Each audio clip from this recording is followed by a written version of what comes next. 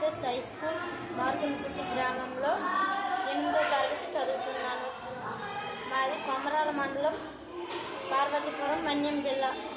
ప్రస్తుతం మన పట్టణ ప్రాంతాల్లో భారీ వర్షాలు కురుస్తున్నప్పుడు ఆ వర్షపు నీరు ఇంకడానికి మట్టి ప్రాంతాలు లేకపోవడం కారణంగా ఆ నీరు ముఖ్యంగా లోతెత్తు ప్రాంతాల్లోకి చేరి నిల్వ ఉండడం కారణంగా ఆ నీరు ఇళ్లల్లో వెళ్ళి ముఖ్య అవసర వస్తువులను పాడు చేసి, అలాగే రోడ్ల మీద నిల్వ ఉండి ప్రజల రాకపోకలకు ఇబ్బంది కూడా కలిగిస్తుంది. అలాగే ఆ నిల్వ ఉండడం కారణంగా ప్రజల అనారోగ్యం కూడా నష్టం కలిగిస్తుంది. నీరు ఎక్కువ అవడం కారణంగా వాహనాలు కూడా కొట్టుకు వెళ్ళిపోతున్నాయి.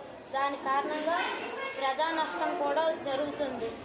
దీనికి పరిష్కారం పెద్ద పెద్ద అపార్ట్మెంట్స్, బిల్డింగ్స్ ఆ స్లాబ్ల మీద పడే వర్షపు నీరుని పైపుల ద్వారా ఒక పెద్ద ట్యాంకులో తీసుకొని ఆ వర్షపు నీరుని శుద్ధి చేసి అపార్ట్మెంట్లో ఉన్న ప్రజలు రోజువారీ అవసరం కోసం వాడుకొని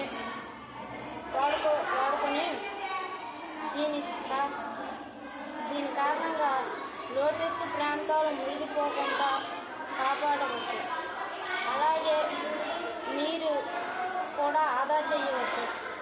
అలాగే నీరు కరువు లేకుండా కూడా చూడవచ్చు. అలాగే ఇంకుడు గుంతలు తవ్వడం కూడా చాలా మంచిది. ఇంకుడు గుంతలు తవ్వడం కారణంగా భూగర్భ జలాలు పెరుగుతాయి. భూగర్భ జలాలు పెరిగితే వాటర్ ఎక్కువగా ఉంటుంది. ఇట్లు నమస్కారం. నీటిని ఆదాయం చేయడం వల్ల, అలాగే మనం మొక్కలు నాటడం వలన ఆ మొక్కల యొక్క వేర్లు ఆ వర్షపు నీటిని పీల్చుకొని భూమిలోకి పంపిస్తాయి. మొక్కలు నాటడం వల్ల ఆక్సిజన్ మరియు వర్షాలు కూడా సమయానికి పడతాయి.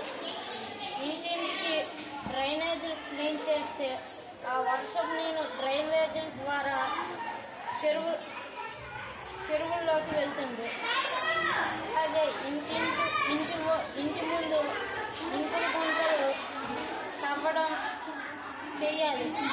అలాగే ప్రస్తుతం ఇంకుడు గుంతలు ప్రతి ఇంటి ముందు తవ్వడం చాలా మంచిది.